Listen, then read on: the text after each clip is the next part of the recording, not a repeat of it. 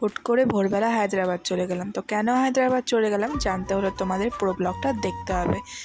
Hi everyone, welcome to my mini blog. তো দিনটা ছিল 29শে জুন।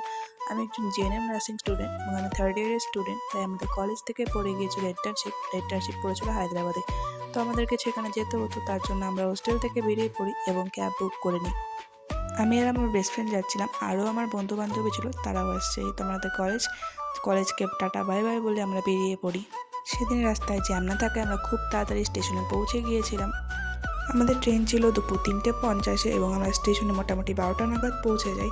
তারপর আর কি ওয়েটিং রুমে বসেছিলাম আমরা দুজনে।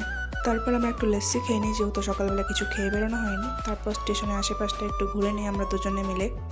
তারপর লাঞ্চের জন্য অর্ডার করে দিয়েছিলাম একটা চাইনিজ থালি, সেটা খেয়ে নিই। তারপর আমাদের ট্রেন লাগিয়ে দেওয়া হয় এবং আমরা ট্রেনের সামনে চলে যাই। সেখানে গিয়ে আমাদের সবার সাথে দেখা হয়ে যায় এবং সেখানে আমরা সবাই মিলে একটু সেলফি উঠে নিই। তারপর আমরা ট্রেনের সমস্ত লাগেজ গুছিয়ে নিই।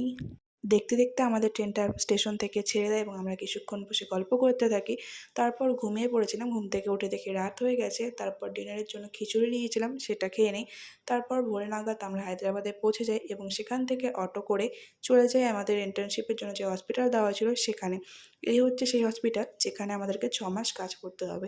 তো আজকের মতো মিনি ব্লগটা এতটুকুই। ভিডিওটি ভালো লাগলে লাইক, কমেন্ট, শেয়ার করতে ভুলবে না। টাটা।